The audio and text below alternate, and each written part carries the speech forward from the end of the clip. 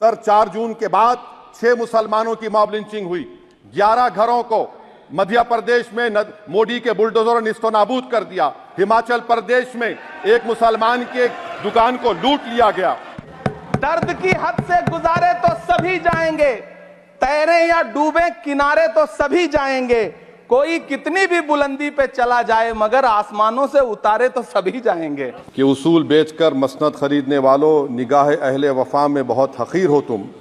वतन का पास तुम्हें था ना होगा कभी, कि अपने हिर्स के बंदे हो बेज़मीर हो तुम।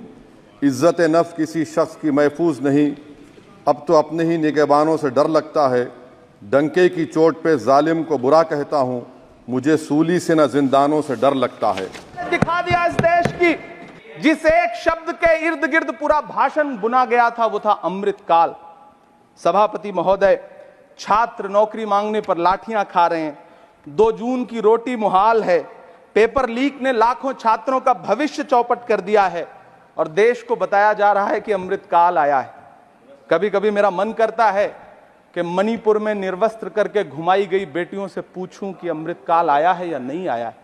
कभी कभी मेरा मन करता है सभापति महोदय कि देश के लिए ओलंपिक लाने वाली बेटियां जो इसी जंतर मंतर पर घसीटी गई उनसे पूछूं कि अमृतकाल आया है कि नहीं आया है। कभी कभी मेरा मन करता है कि रात के 2 बजे बिना परिवार की मर्जी के हाथरस में जलाई गई उस दलित बिटिया जो बलात्कृत थी, उसको स्वर्ग में संदेशा भेजूं और उससे पूछूं कि आया हुआ अमृतकाल तुम्हें दिख रहा है या नहीं दिख रहा है।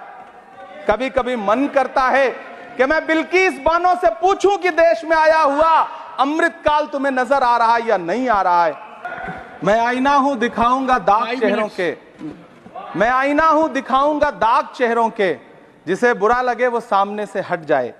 सब मैं उनके बारे में बोल रहा हूं जिनके बारे में वजीर आजम मोदी ने कहा था कि घुसपैठी है।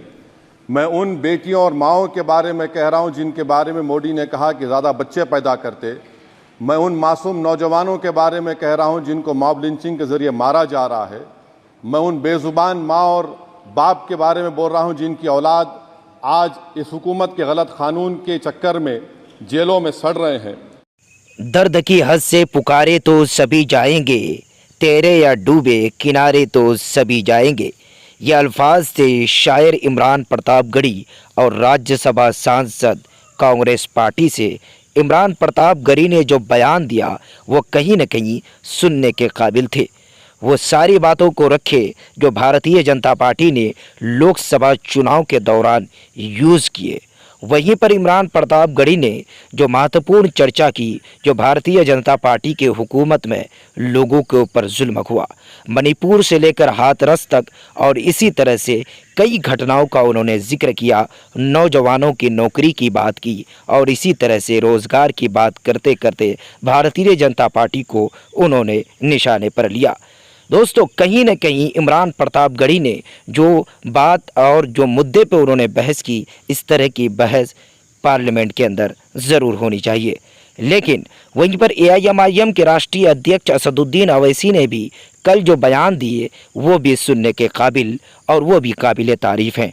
असदुद्दीन अवैसी ने वो सारे डाटा को सामने रखा जो मुसलमान कितने फ़ीसदी वोट देते हैं और कितने फ़ीसदी जीत कर आते हैं और कितने मुसलमानों के साथ अच्छाई होती है और कितने मुसलमानों के साथ जुल्म होता है। ये सारी चीज़ों को असदुद्दीन अवैसी ने भी गिनवाया और भारतीय जनता पार्टी को निशाने पर लिया।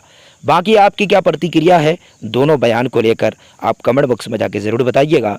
वीडियो को ज़्यादा से ज़्यादा शेयर कीजिएगा, चैनल को सब्सक्राइब करना बिल्कुल नहीं भूलिएगा। मिलते हैं एक नई वीडियो नई अपडेट के साथ, जब तक के लिए जय हिंद साथियों।